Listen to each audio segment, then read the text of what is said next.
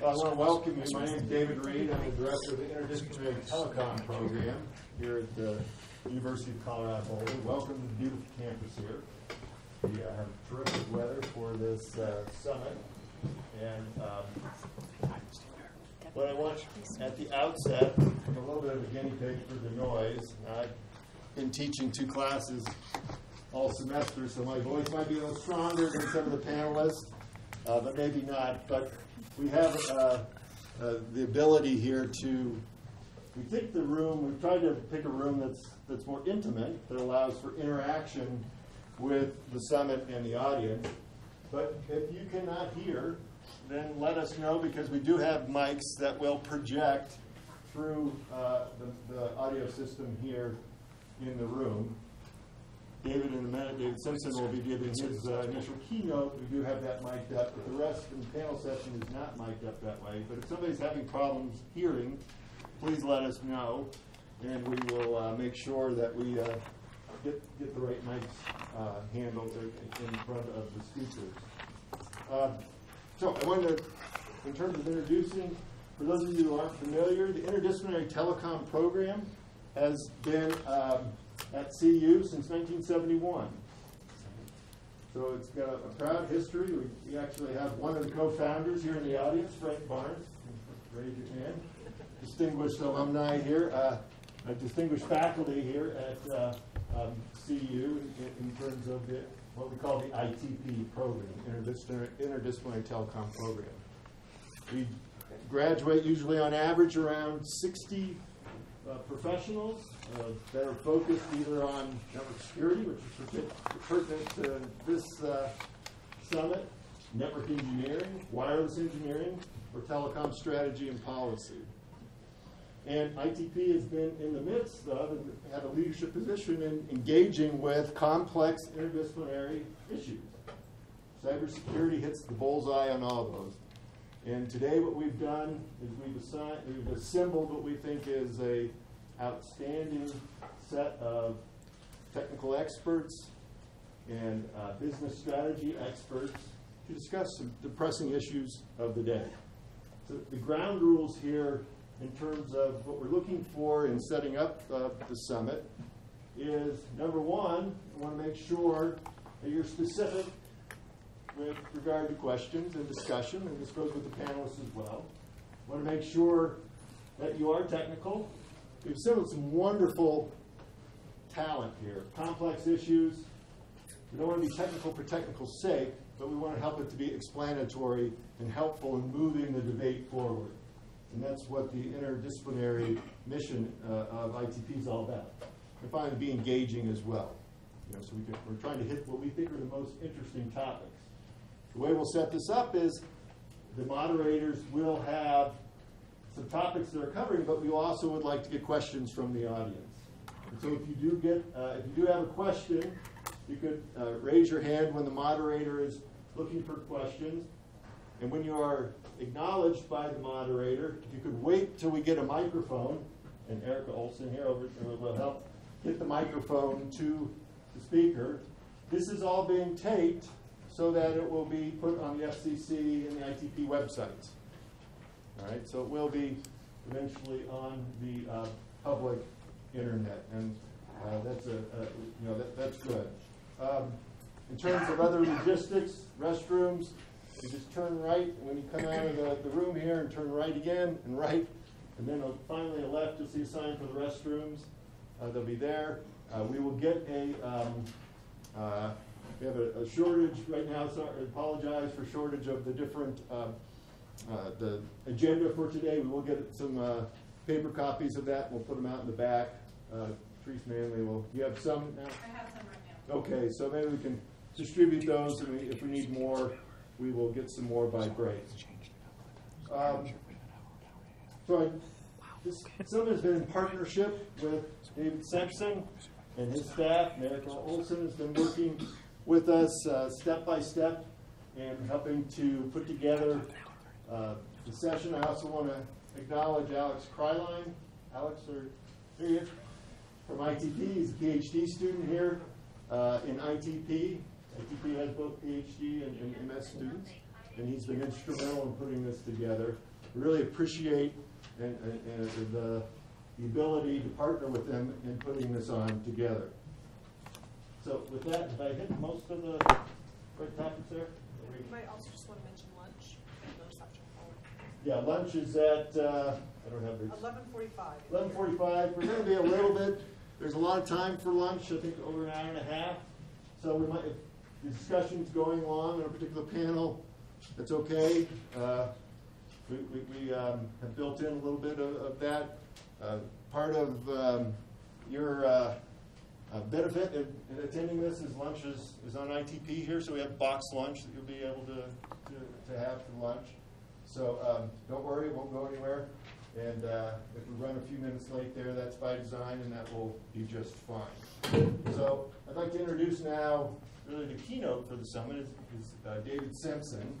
He was appointed the chief of the FCC's Public Safety and Homeland Security Bureau in November of 2013. As the Bureau Chief, he oversees public safety, homeland security, emergency management, cybersecurity, and disaster preparedness activities at the FCC. So, David, if you could kick us off for this summit, look forward to your comments. Great. Well, thank you, David. And I want to make sure before I start that everyone can hear me. Can you hear me in the back here and over here? Are we good? Fantastic. Well, thanks so much, David, for partnering us with us on this. And I also want to extend the thanks to Therese, to Erica Olson, who's just been wonderful in helping to set this up, and to Alex. And Alex, while he's described as a PhD student, I want to tell you Alex fits the perfect model, I think, of interdisciplinary in that he's got the technical chops as well as the policy chops, really to be very constructive in any dialogue about the way ahead for the nation as we balance cybersecurity risk with the new functionalities enabled by communication. So thanks so much, Alex, for helping with this. And I'm really excited about the various panels that have been set up because I think we'll really tease out that nexus between technical, policy, and market as well, because it's very important to recognize here that the reason why we even have this challenge is that there's been a wonderfully vibrant market around IT and telecommunications that has helped generate the side product of a cybersecurity challenge.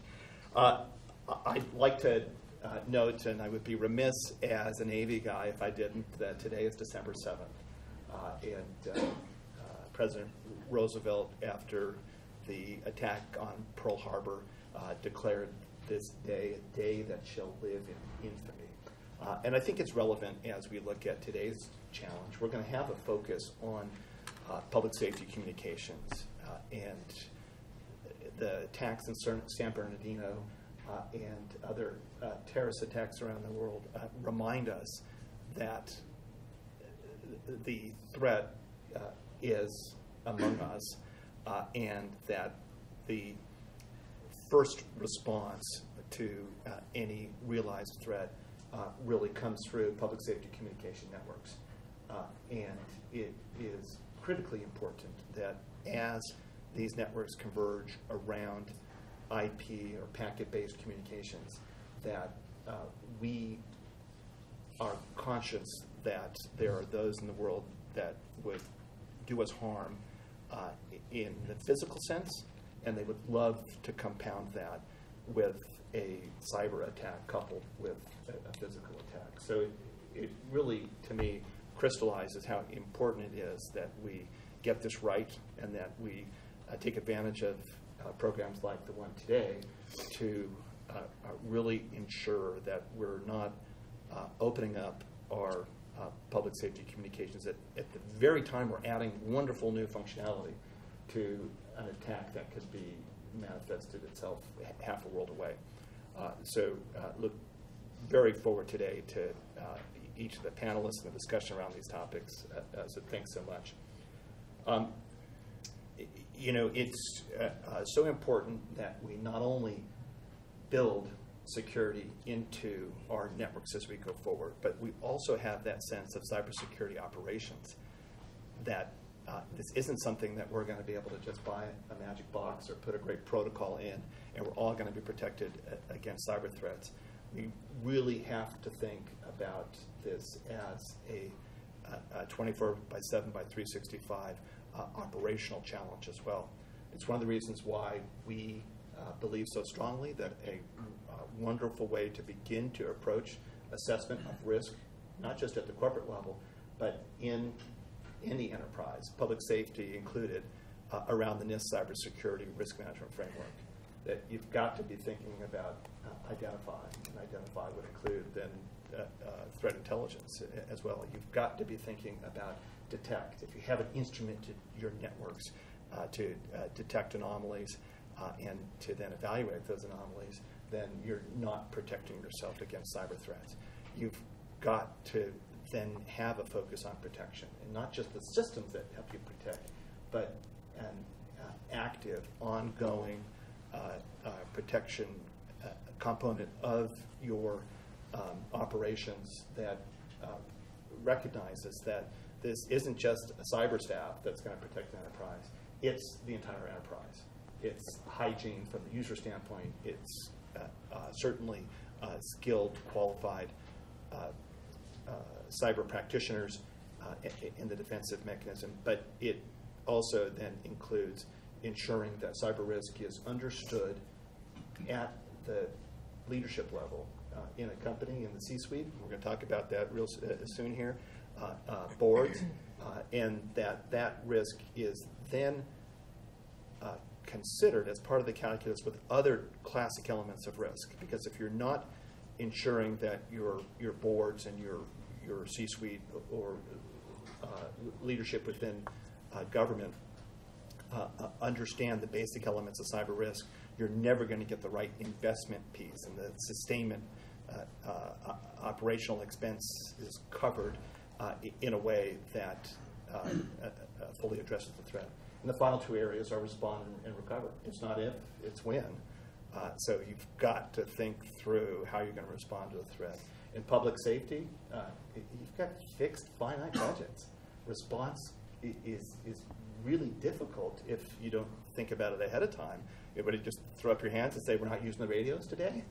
You can't do that. So you've got to have a credible fallback and to be able to fight through attacks. And finally, recover.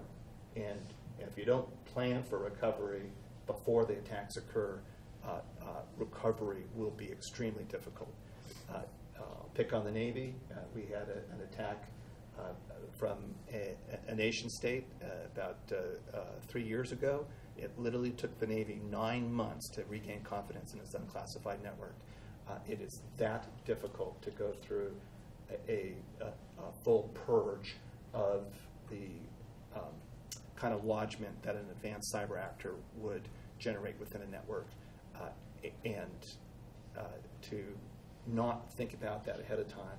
It's not as simple as, hey, we'll just do a password change and they'll be out. Look how many certificates are in the machine-to-machine kind of passing of data in and around networks, and you'll begin to understand that just changing user passwords isn't a recovery plan. So it's very important that in those 5 areas of risk that entities are planning for each. But you can't just leave the planning to stop at that level. You've got to, in each of those lanes, get down to the tactical level. Because at the end of the day, and Alex reminded me of this the other day, this isn't something that management can solve. And not all enterprises will have that ability to get down to that tactical level, which is why relationships for enterprises is so important, that you determine what you're going to handle organically, what you're going to outsource, and what you're going to benefit from like-minded enterprises through an information sharing arrangement. So look forward to teasing that out today.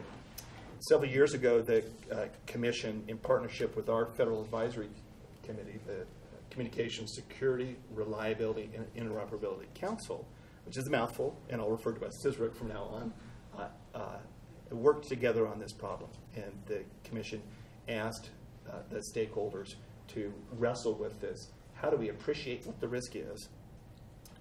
And how do we together understand that that risk is appropriately being addressed, by the companies within the FCC's regulatory sphere.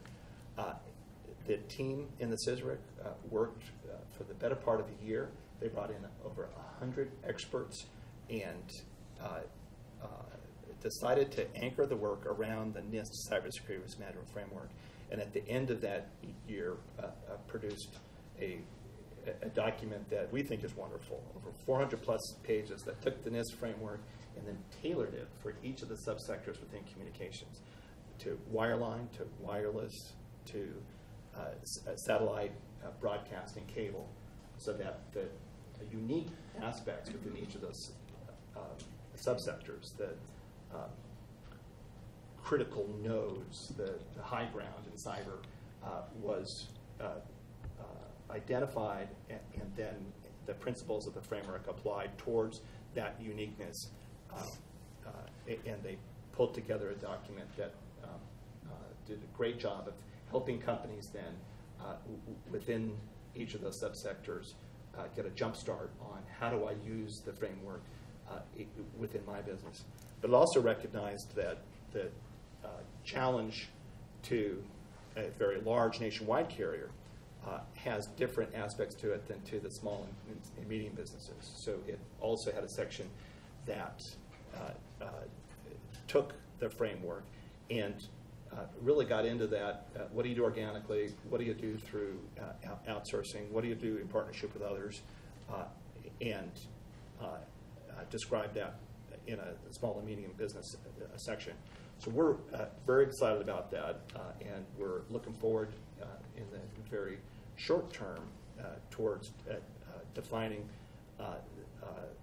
the critical procedures around how we'll engage in the regular meetings with our companies in our sector to understand their risk and with them help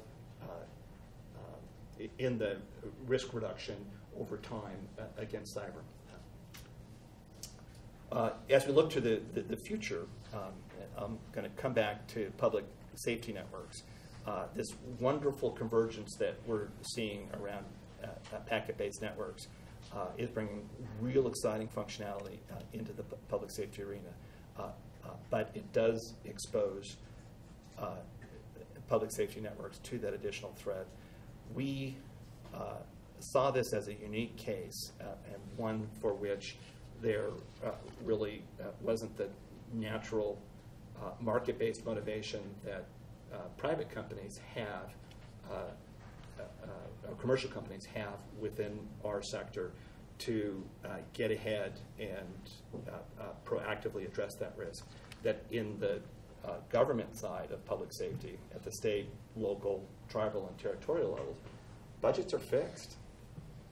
No one has enough money to do everything they wanted to do just from providing that basic function today before you even get to the cyber challenge, let alone to fully address the capitalization of new capabilities associated with cyber. So we chartered a task force on the optimization of PSAP, public safety answering point architectures, that pulled public safety professionals, state 911 administrators, local directors of public safety communications, as well as the vendors and commercial companies that provide telecommunication services throughout to address the challenge facing that aspect of public safety communications, the nation's 911 call centers. We're very far along in that. Next week, actually later this week, we'll get the report out from the cybersecurity working group and the architecture working group within that task force. And I think what we're going to hear, having been a part of some of the read-aheads, that this individual 911 call center can't go it alone. That they've got to recognize that there are aspects of the cybersecurity challenge that truly to be both effective and efficient need to recognize the concept of shared services, shared security services, but also in the operation of networks, shared networks to overall reduce the attack surface within a given state towards the IP networks that underpin PSAP communications. So the architecture group has pulled together, if you think about platform as a service, with the concept of the ESI nets, the emergency services IP-based networks. Those ESI nets really, to be most efficient, shouldn't end within a single jurisdiction. And there's some wonderful examples that they pulled from across the country, and I'll just give one to be illustrative. Western Pennsylvania, Pittsburgh teamed with Allegheny County, and then 10 other counties around Western Pennsylvania to pull together a network that is one, if you will, metropolitan area network that stitches together all of the public safety answering points across Western Pennsylvania with a management structure that each of those jurisdictions has bought into, with an identity, credentialing, and access management, which is common to those 11 counties plus Pittsburgh, and then defined their security operations in the manner that distributes the task of securing that larger network than a single county would provide to a credible security operations center that can have deeper skill sets in the long run as they work to improve that, but that also retains the concept of 911 operators that are of the community and for the community that they serve. So if you think about this as a public safety cloud connected by this IP-based network with great resiliency around if a single path fails, that they've got the mesh that they can pull from to continue to operate. That mesh can present platform capabilities to call takers that are in each of those jurisdictions that retain that great match between call takers understanding the dispatched assets within that county, but now benefiting from that larger shared network operations fully coordinated with security operations.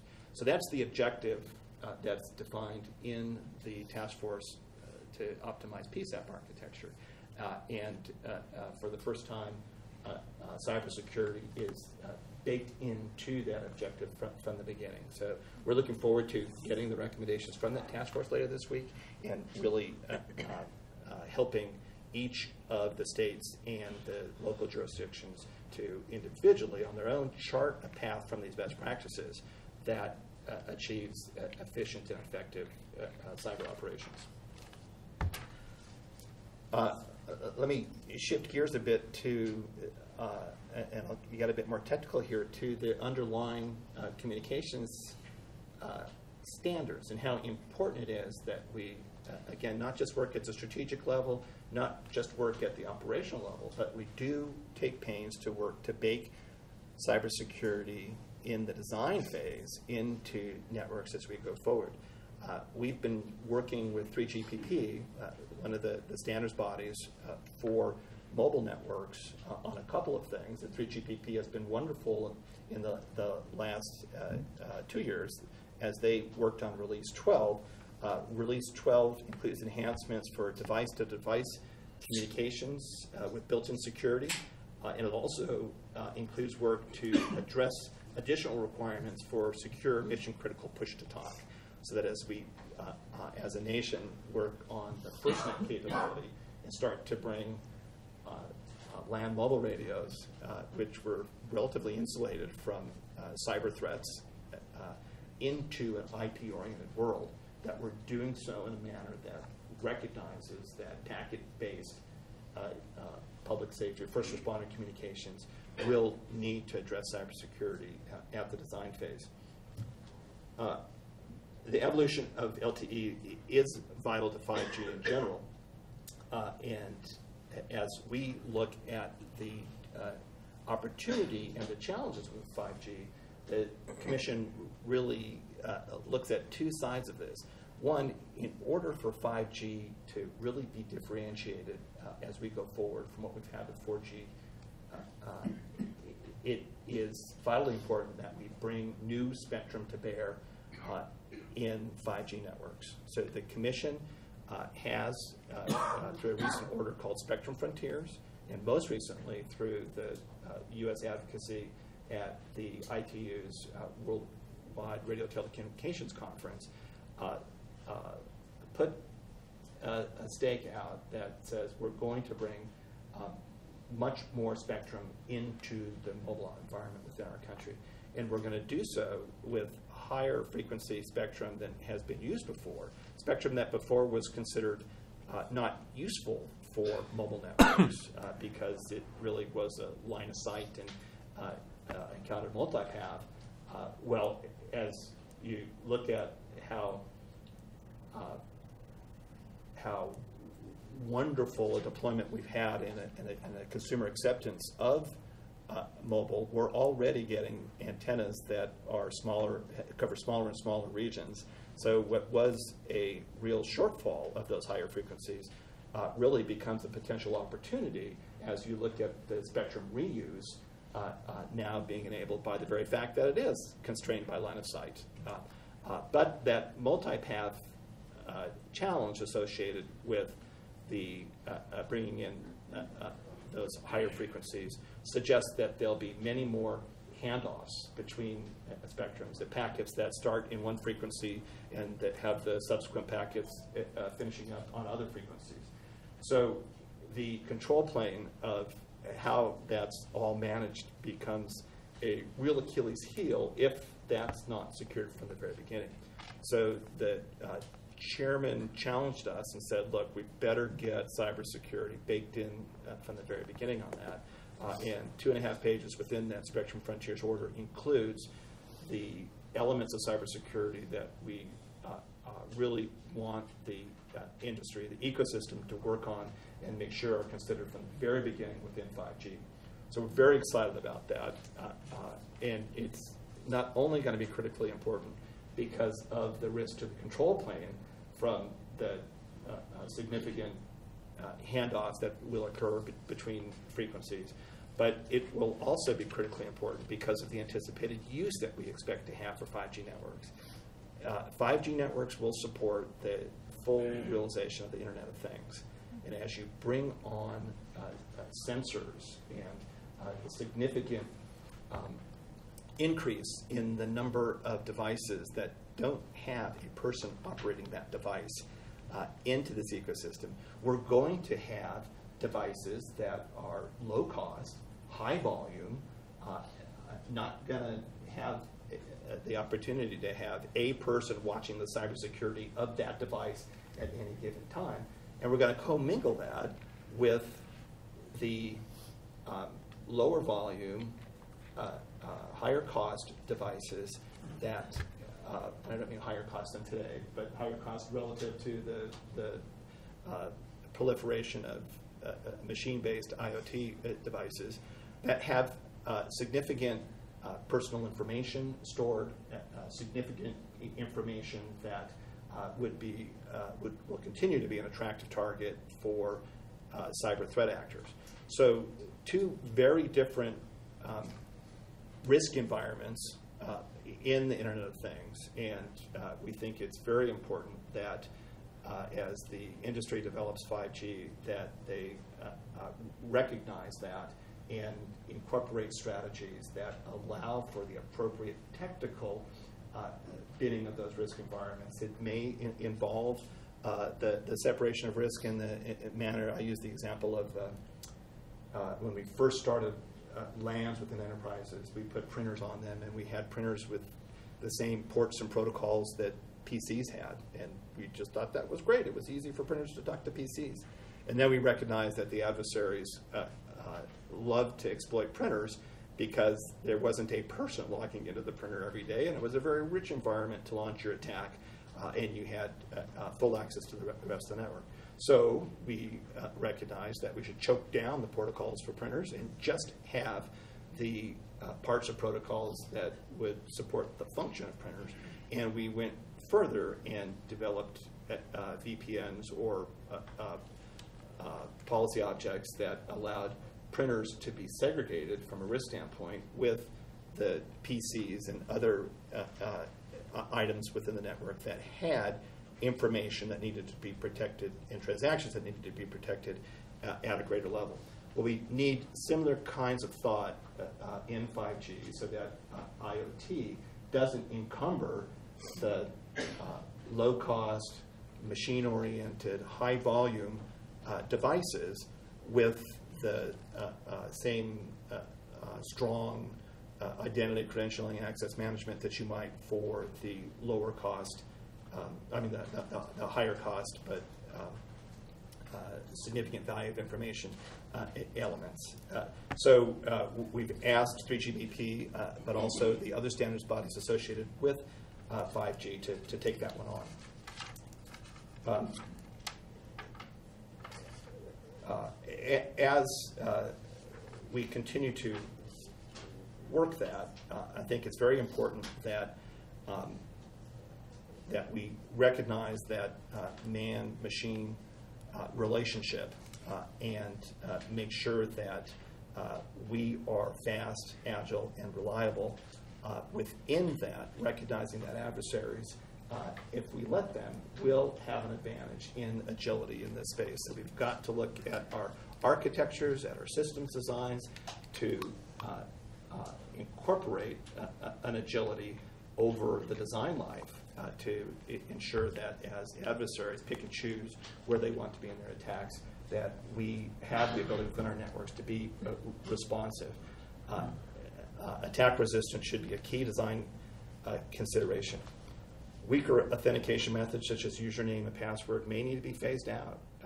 We may not only want stronger authentication than just username and password would provide, but I'm sure in this environment we'll want some category of devices that you don't want to slow down the transaction for username and password. So we've got to be, I think, imaginative and approach credentialing and authentication in a way that is oriented towards the function that we're seeking to achieve.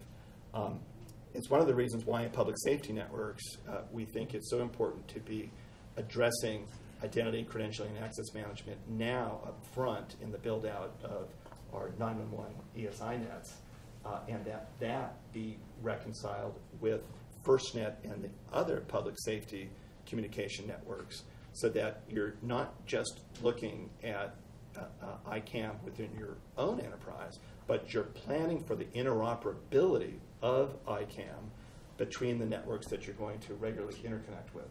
And you've got the ability to recognize credentials, generate the right access management in a way that is light enough for the task at hand, but segregated from more advanced permissions within networks. We're very excited that NENA, in their management of the development of the I3 standard, has taken on this idea of the need for ICAM interoperability and is going to weave that into their standards effort with the stakeholders that help evolve the I3 standard. And Trey, I hope I didn't mangle that too badly. Did I get that about right? Yeah, that's pretty good. Yeah, thanks.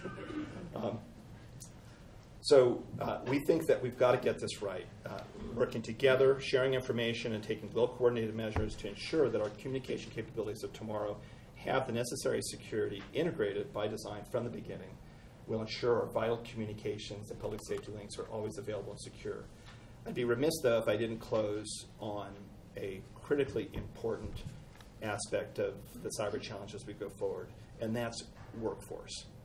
If there's one takeaway from today, I think it should be the importance of investing in workforce, and I mean workforce development at the high school level with STEM, at the college level, and within the companies, because agility is so critical to being effective over time in cybersecurity.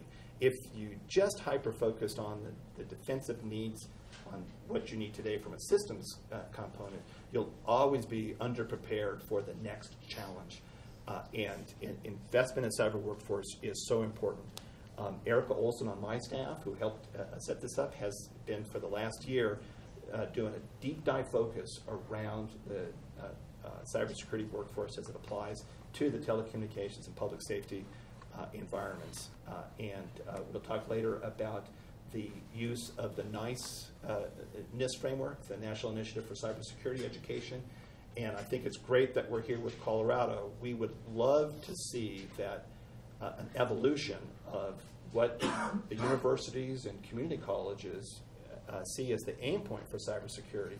So it's not just preparing cybersecurity professionals for what the federal government needs, what DHS and NSA and the DoD need, but that it's the larger demand signal that is just beginning to be realized for what the commercial sector needs and what public safety enterprises need. It's an area, there's great competition for talent in workforce, and we think it's so important that we not disadvantage the point of the spear cyber workforce needs that are out there for public safety and for communication companies. So definitely look forward to the discussions around the cyber workforce panel. In closing, thank you all for joining us here today. This is critically important. There's a national imperative for getting this right. But I don't want to end on doom and gloom. There's so much good to be had from the increased functionality associated with IP-oriented networks that getting this right in our nation will continue to ensure that we're leading in a very important ICT market. I can't think of another nation that is taking more effective steps to ensure that we're balancing privacy, security, and innovation. We can't let either privacy or security chill investment around innovation. And the kind of dialogue that we're going to have today really, I think, addresses the nexus between those three concepts. And if we get that right, we'll continue to be the world's leaders in this market. So thanks very much for joining us here today.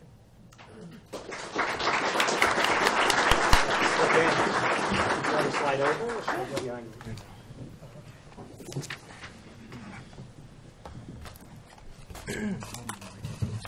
I know. So good morning. My name is Colonel Scott Nelson, and I parachuted in here to help out on the panel today as a moderator. Today, what we're going to do is sort of talk about really sort of to set the stage for the rest of the day with a very distinguished panel that you'll see up here, both private and public officials and executives, specifically focused on the questions of cybersecurity in relations to public safety and telecommunications. Just to sort of set the stage of what we're going to do for the next about hour is what I'd like to do is first I'm going to introduce the panel, and then we'll have about 5 questions just to sort of get the stage set and the environment set, and then I'll turn it over to the audience to ask questions. As we do that, we're going to sort of run it like a press conference, so I'll call on you. If you can raise your hand, please, and then identify yourself and your organization, and wait for the microphone to come up, and then we'll have that linkage between the two. With that said, so what I'm going to do, instead of introducing each panel member myself, I'm going to allow the panel members to introduce themselves. And I would ask you to just sort of give you a quick overview of what you do, but then answer this question as the start point is, what are the biggest challenges you see as in your executive role related to cybersecurity and telecommunications and public safety? So I'll start with Mr. Meir. Good morning. It's always tough to be the first guy after the keynote. So I'm Steve Meir. I, in a past life, was the co-founder and chief technology officer at Intrado, where we did a lot of the work on 911, both legacy and next-gen 911. And currently, I'm the managing partner of a firm called Public Safety Ventures, and we invest in and help grow companies that are building technology and solutions for public safety. When I think about the business and the business of cybersecurity as it relates to public safety, and the big challenges now, we can put funding, we can put people, we can put those kind of on the side, because we'll just take those as givens to start the discussion. And I want to focus on a couple of things that may be a little less obvious that we've observed. The first one is a notion of what I call change capacity. And in the legacy public safety technology environment, things didn't happen all that fast. We didn't have to apply patches every day. We didn't have major system upgrades. We didn't, frankly, do a lot of user administration and a lot of credentialing. They were air-gapped, or there were 10 people alive that knew the protocols in use, and so it kind of worked reliably. And what's happening is we move to more contemporary technologies and infrastructure, and they're more integrated. What we have is this requirement to deal with the component elements of the solutions, which now are represented by multitudes of OEM components, whether they're open source or whether they're proprietary or whether they're manufactured by a given entity, that require constant evolution, in a lot of cases because of security, in other cases because of feature growth or bug fix. And what happens is we find ourselves in a situation now where the change capacity, which is the amount of smart people time, the amount of money, the amount of coordination and project management that's involved with operating a public safety environment, is largely consumed by what I call feeding the beast. That is, dealing with these changes to assure that you don't slip backwards rather than move forward. And that turns out to be a pretty ugly situation, and I think it has a huge and perverse effect on some of the things that we're trying to realize in the adoption of IP and these next-gen operating environments. So that, I think that's one piece.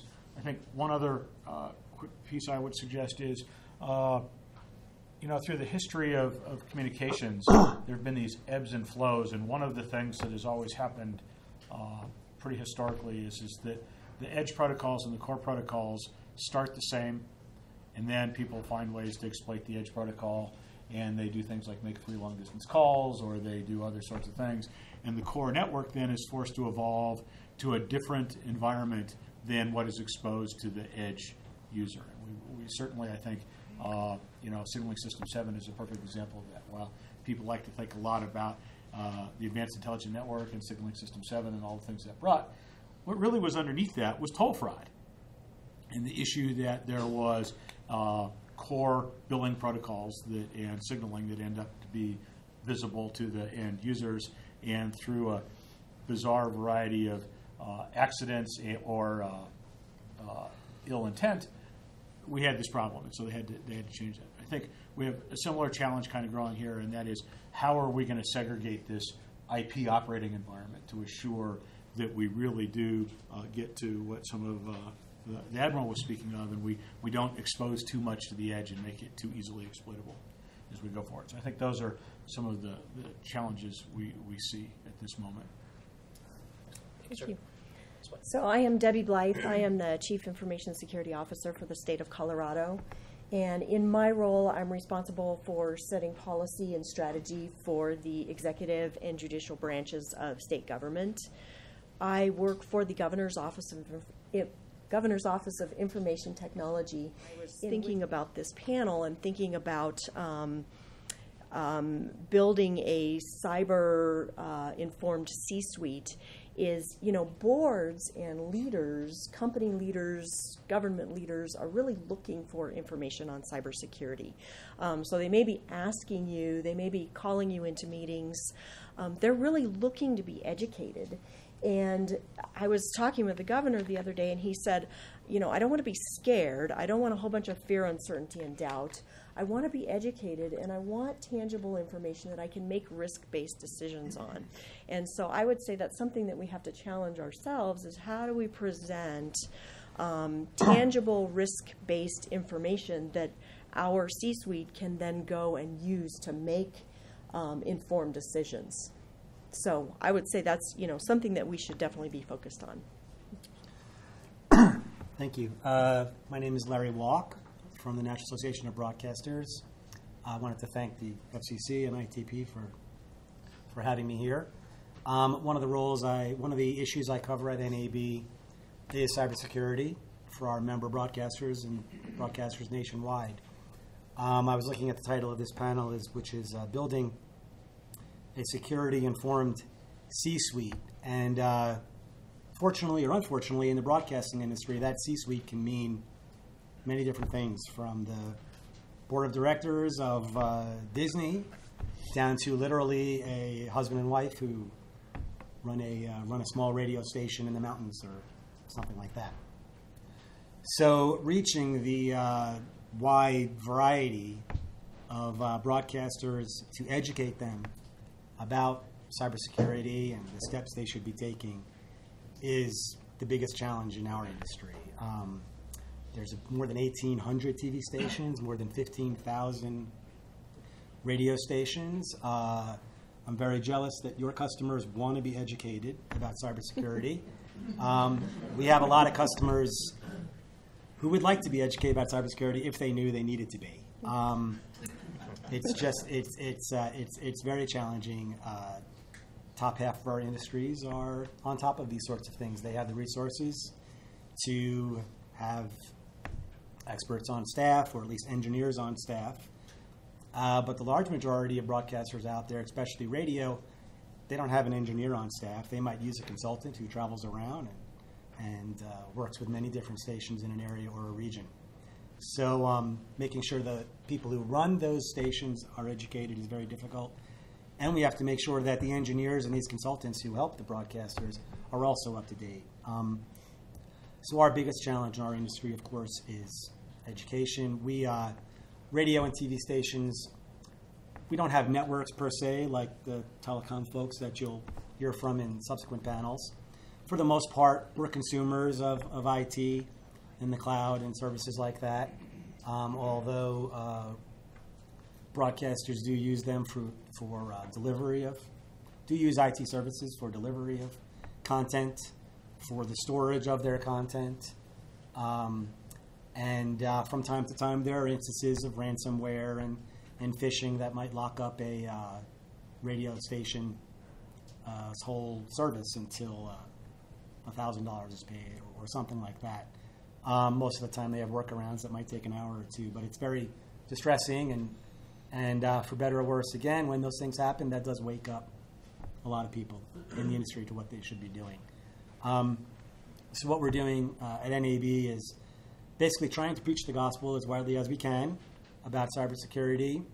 For the most part, we're keeping it basic and simple on your basic cybersecurity hygiene kinds of steps, passwords and firewalls and training and things of that nature. But in response to your question, that's our biggest challenge, and it's going to be an ongoing process for us. Great. Thank you. I won't go into the areas that I covered in the keynote, but I would just add governance, that corporate governance within the corporation, who decides, who does, who pays, is one of the most significant challenges. And for too long, the who does it has been separated from the who pays, and the who pays doesn't fully recognize the challenges associated with the who does in cybersecurity within corporations. And that's why I think what Larry spoke to, but what Deborah brought up as well is so important. We've got to get a language that connects the who does with the who pays and the who decides. And that is challenging enough within a corporation, but as you get to the small and mediums, the who decides, who does, who pays gets to a point where you recognize that the who does, there won't be enough of the who does within a single company to really be effective at cybersecurity. So that suggests then that you need relationships inside the corporate structure, whether those are outsourced relationships with service providers that can bring cybersecurity services in, or managed IT services that before you thought, oh, it's pretty good, I can operate that LAN. Maybe as we go forward, if you're not ready to invest in the professional securing of that LAN, you should be looking at a different IT model as you go forward that involves relationships outside the corporation itself.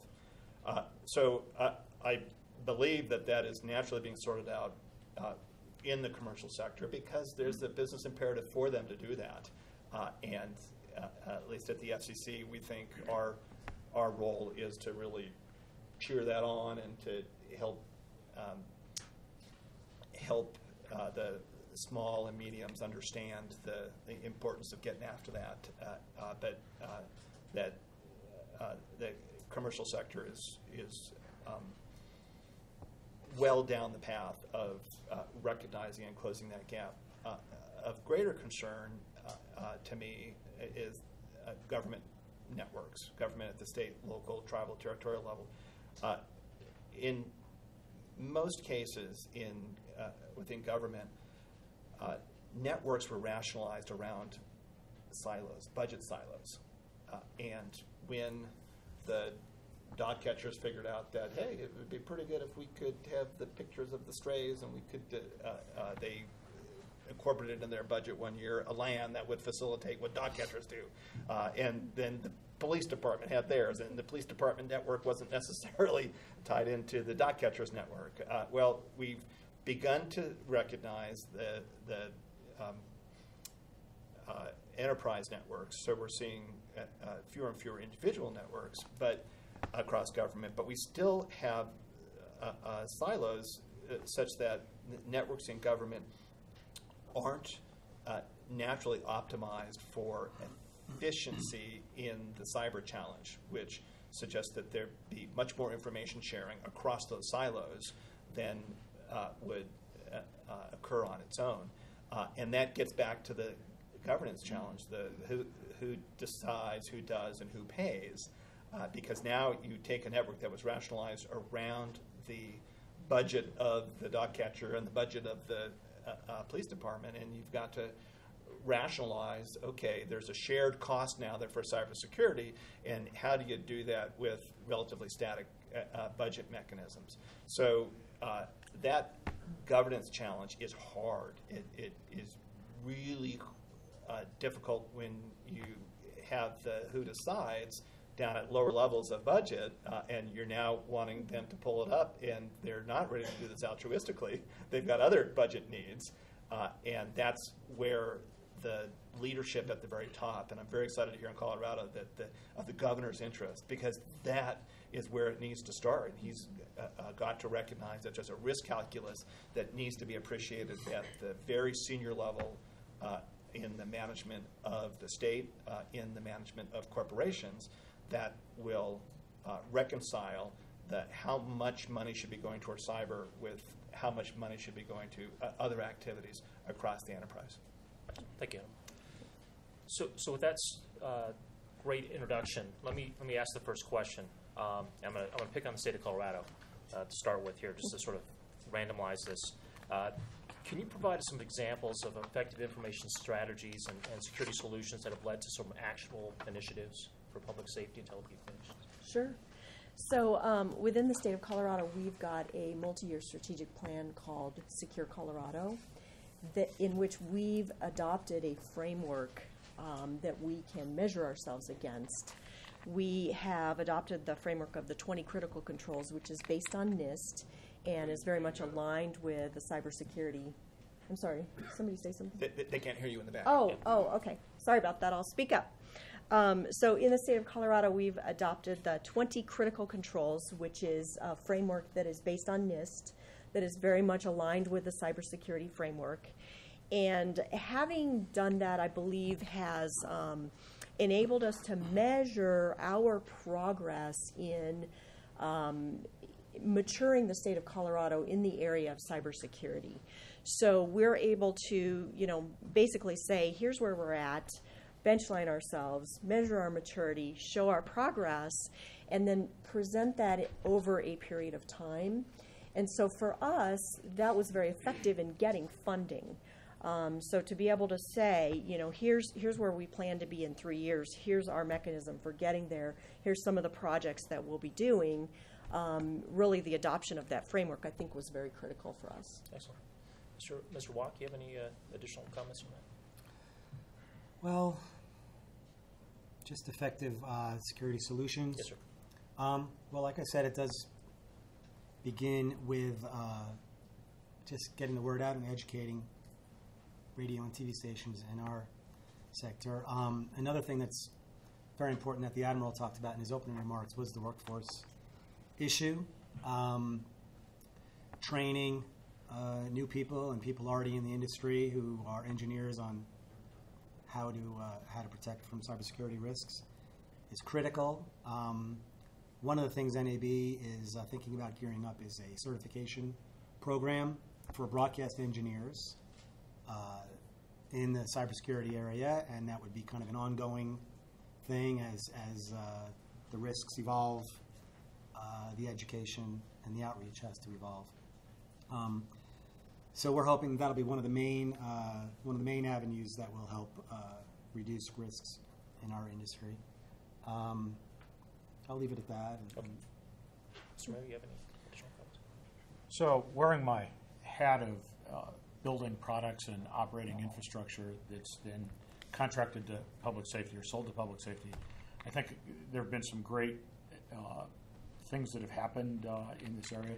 Certainly the work that a number of the industry participants did with CISRIC over the years, defining the process has been huge.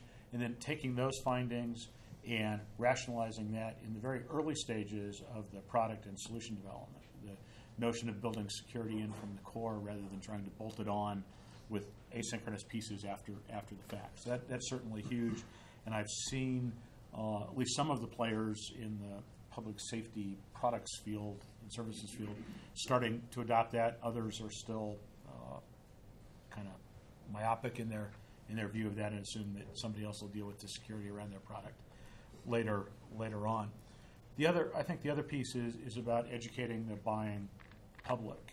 We've seen a change as the public safety buyers begin to buy IP-enabled products. One of the changes in the industry has been it's not the cops and the firefighters alone making these decisions anymore. You utter the words IP, and suddenly the city or the county or the state or the tribal IT folks are a little bit more involved in that discussion and bring varying levels, but at least some additional technology view and expertise and thoughts about security to the discussion. So that's a worthwhile endeavor. And from there, you have a foothold to begin to educate folks about what this means and what the critical aspects of their buying decisions ought to be based on. And that's been an ongoing, and I think, again, to echo what the Admiral was saying, is that challenge in getting those buyers to recognize that that's an important thing and include that and fund that as part of their projects is a huge thing that leads to effective implementations. Yeah, I'd like to add that, as the other panelists have said, measurement is key, right? You can't manage what you're not measuring, and I think it's great. Deborah brought up the NIST 20 controls that I still remember as the SANS 20 that evolved into the NIST 20. But I think that also illustrates why organizations really need to put a lot of thought into what they're measuring and how they're measuring. The 20 controls are a relatively static, prescriptive list of very important hygiene things that need to be accomplished. And you can get a gauge of how well a network is being protected on the accomplishment of those 20 things.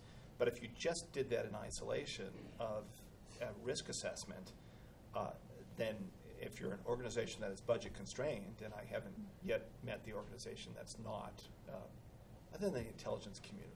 No, I'm sorry. If you're not budget constrained, then at some point you may be investing in the 19th of those 20 when you should be putting $1 towards architecture somewhere else, another architectural element. So I think it's important to use those tools like the NIST 20 controls, but then couple that with an overarching strategy and then measurement plan for organizations. If you're not careful, you'll take the NIST 20 and you'll apply that to 100 different networks.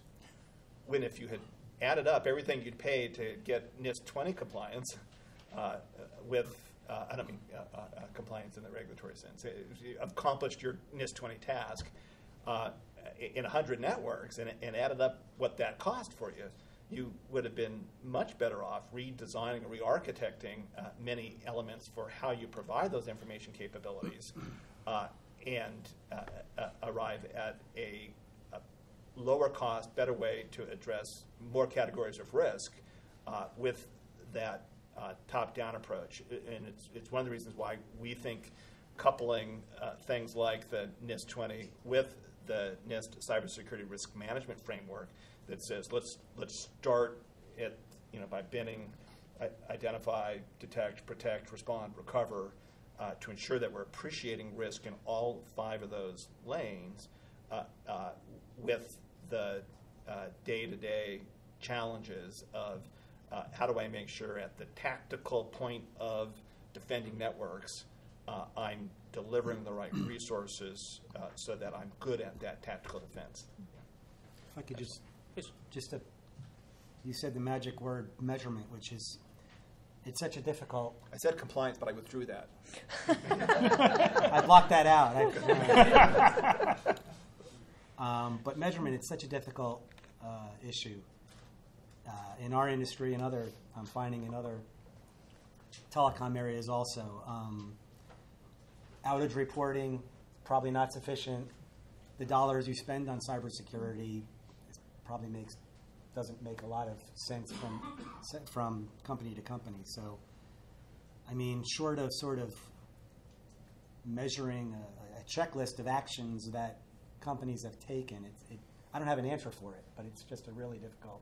Yeah, but companies need to have their own checklists, or else you're not going to be able to manage your divisions. Yeah.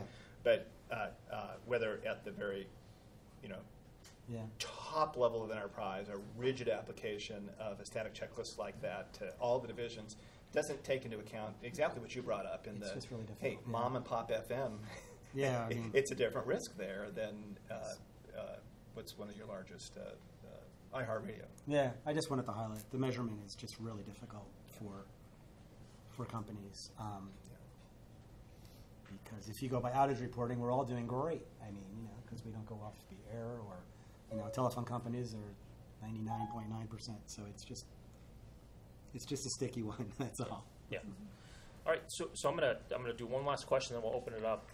So each one of you sort of described one of the challenge across the board was workforce development, and I know we look at the universities, higher education, but as we start looking at workforce development, what roles do you see each one of the sectors really having? Because there's a role for private industry, obviously. There's a role for higher education. There's a role for K through 12. Can you sort of, I'll start with Mr. Mayor, sort of talk about, from your perspective, workforce development in this industry? So, obviously, this is a very competitive marketplace for the experienced practitioner. That said, as the new practitioners are being minted through whatever channel that comes, one of the challenges of the folks that I seek to hire and put to work is that the security practitioner must be experienced not only in the aspects of cybersecurity, but kind of in broader system architecture and system flow, because I've had the occasion to work with a number of security engineers who crafted what they would consider ultimate security solutions that left me with no viable product and no usability or features and to provide benefits to the end users. And so this is really about making sure that the practitioner comes to the marketplace with a broader view of system development, system operation, and the customer experience all at the same time. And my hope would be that the broad production of these folks move to that environment. And on the flip side, that the folks, whether it be in government or the private sector, who hire these folks, provide a career path. I think that's the other kind of ugly piece here. You can be a great practitioner coming in, and if you don't have a viable career path, this is going to be a short-lived stint on your way to management, on your way to product marketing, on your way to something else, and all of the expertise and all the experience that's gained goes for naught, and we start with a fresh turnover. So those are the experiences. I think my previous company, we spent a lot of energy on building career paths for all of our technical practitioners, so they didn't feel like they had to abandon technology, whether it was cyber or otherwise, to further their career. And I find that's not a often thing that happens at this point. Yeah. So I work for the CIO for the state of Colorado, who is also the Secretary of Technology. She's a cabinet member under the governor. Part of her role as Secretary of Technology is for IT economic development. And she often travels and meets with companies who, may be based in Silicon Valley, for example, but have a presence here in Colorado. And she talks to them about how can they grow their Colorado-based business to give us more IT jobs here in Colorado. As we think about growing IT companies here in Colorado, which I think we've done a tremendous job of doing in the past couple of years, we also have to think about workforce, because I really feel like we're coming up in a period of time, and I certainly see this from my perspective, I can't get enough cybersecurity professionals. And the ones that I am trying to recruit and hire, other people are trying to recruit and hire those exact same resources. So there's a lot of competition. So I think the public sector really needs to be partnered with the universities to kind of outlay that roadmap of, here's what we're doing from a recruiting standpoint of recruiting businesses to the state of Colorado, and here's the types of skills that we think we're going to need into the future, and just making sure that those public and private universities are, preparing students. But it has to go further than that, because we all know that not every individual is going to go through college, college or university and go and get that degree. And so we actually have to start much lower than that, and partnering with the elementary schools and partnering with middle schools and high schools to really kind of create that career roadmap. And so just recently we brought in a group of, I think they were middle school students, into our organization and kind of showed them what we did and gave them some ideas of, or gave them some problems that they could go and try to solve, and really kind of tried to ignite that spark, because we need those individuals to really be considering, how can they get into science, engineering, and technology, and then how can they help fill that workforce gap into the future. Thank you. Well, yeah, it's a critical problem, but it's kind of a two-sided coin. We have to make sure that industry understands the importance of having access to people who are qualified and up to date, and that can help them with their cybersecurity framework, for lack of a better word. So we try to take care of one side of the coin by making sure that at least radio and TV stations understand that if they want to be seen as a critical source or an emergency, a reliable source for information, they have to be able to stay on the air and not have a risk of being knocked off the air by hackers or just internal mistakes or what have you. You mentioned it's a business imperative, and it really is for everyone. On the other side of the coin, I don't have a lot of direct experience in how to get people into this field. I know that at least at NAB we have an engineering apprentice program where we try to get kids from college and give them an apprenticeship at a company around the country where they can gain an interest, hopefully enter the industry as a broadcast engineer. And of course, cybersecurity is rolled into that training and apprentice programs that we have.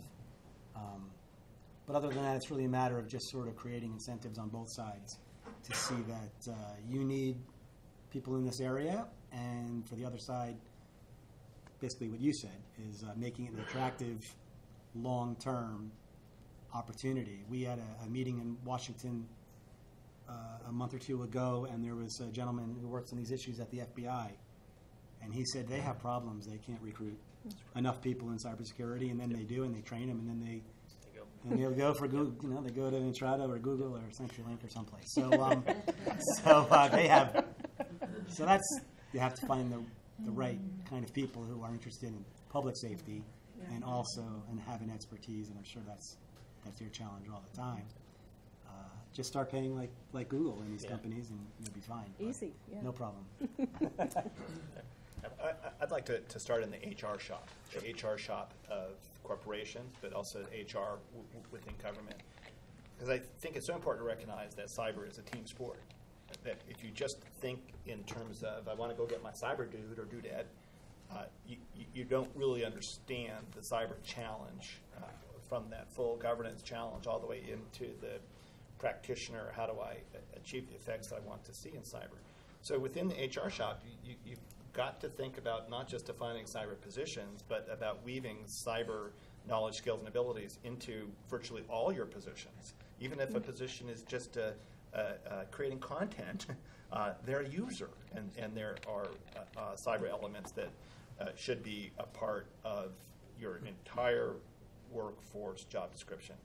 But then pulling out from there, and the panelists have really touched upon it, what you really want are professionals in this space. And within the cyber intensive positions that you develop, you really want the concept of developing over a career.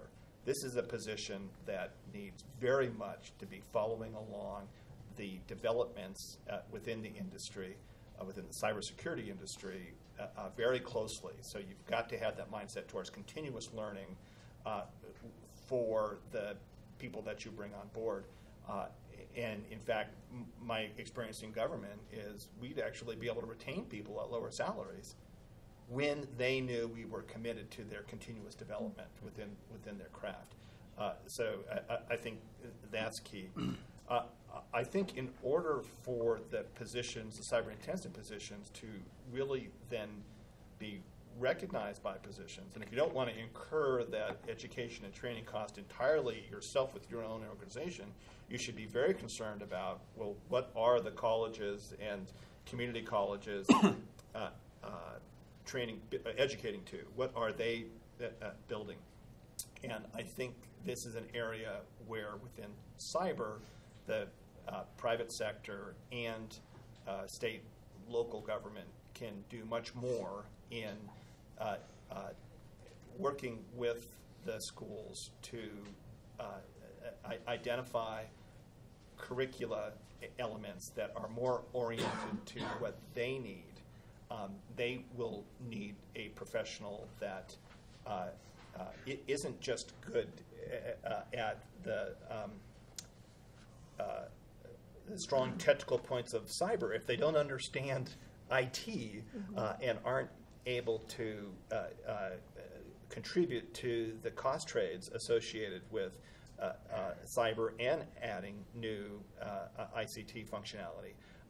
So I think that one of the things we're working on at the FCC, which is taking the NICE framework, which has 32 discrete work roles, all the way from cyber forensics to boundary protections to other aspects of cyber, and add to that the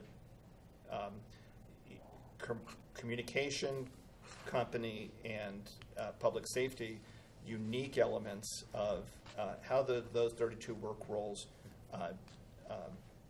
relate to what I'm actually going to able to bring into my company. I don't know of an enterprise at the smaller broadcaster or within government that can afford 32 different work roles. So how you combine those together is very important. And we should come together as the public safety communications community and map those work roles and any that are missing into something that can then be shared with universities to say, this is the product we're looking for coming out. And that's one of the things that Erica is trying to facilitate in that working group. All right. Excellent. So with that, what I'd like to do is open it up to the audience for questions. So any questions? Yes, sir. I'd comment from a point of view of the educational institution.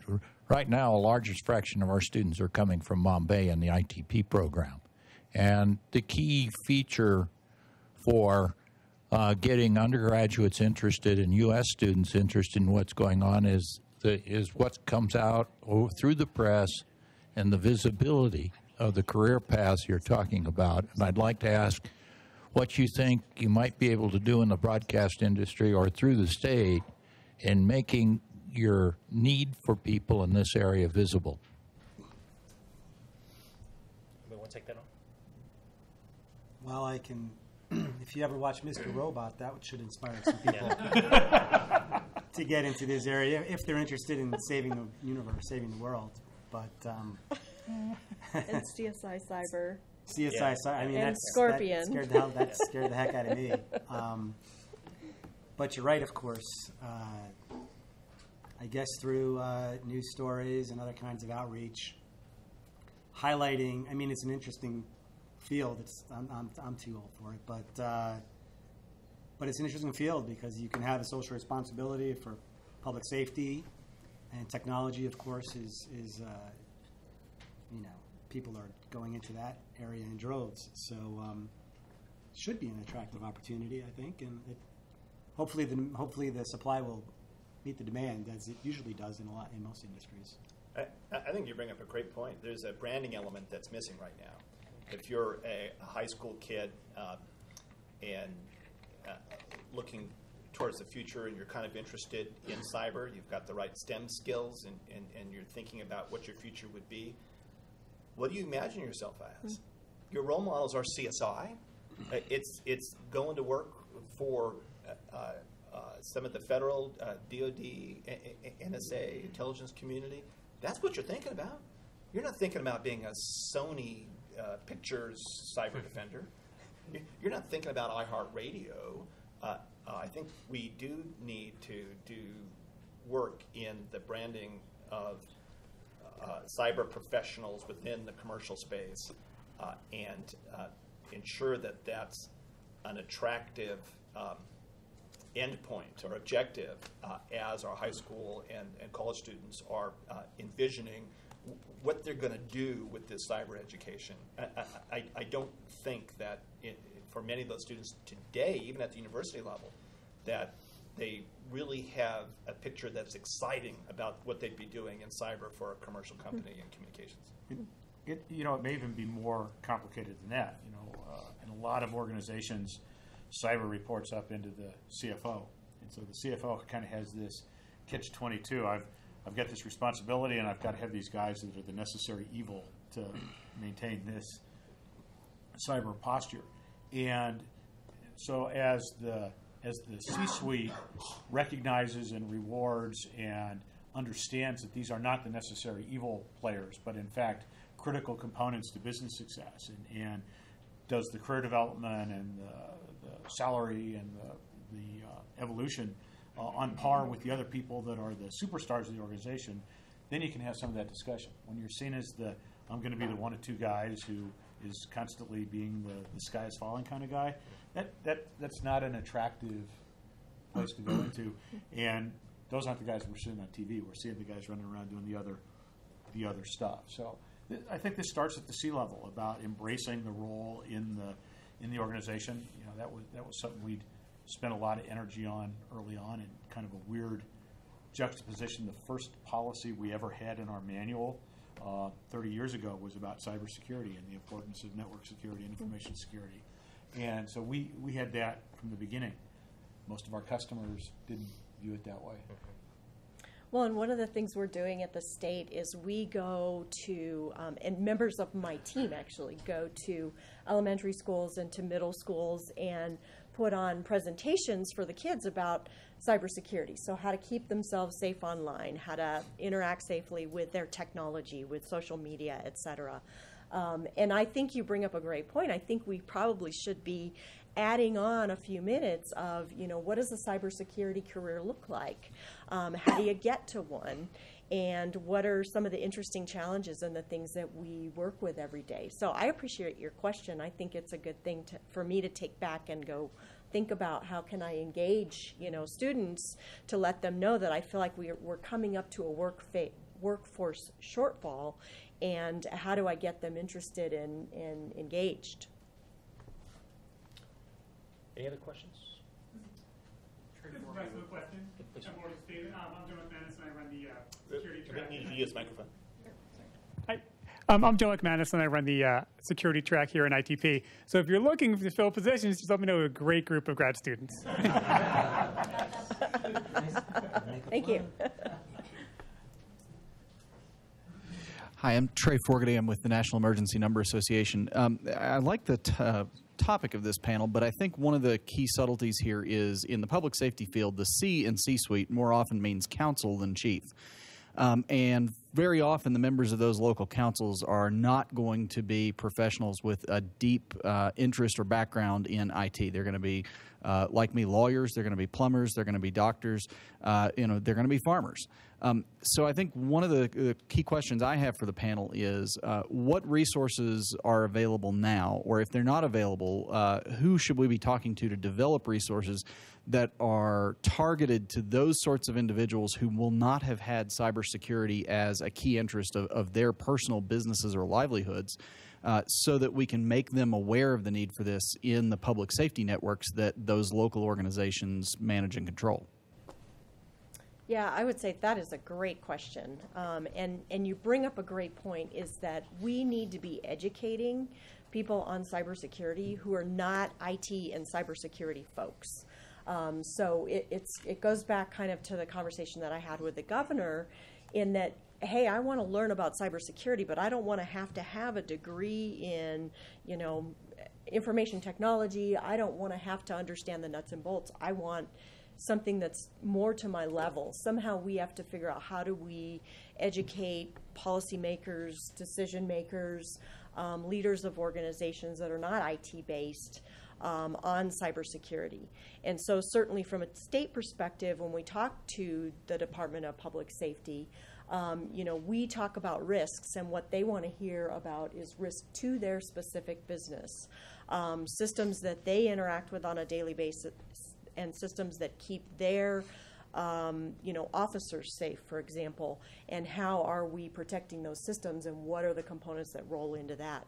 But I do think there is a need for more of a higher level cybersecurity awareness that can be used for decision makers and policymakers that, again, they don't have to have a background in technology.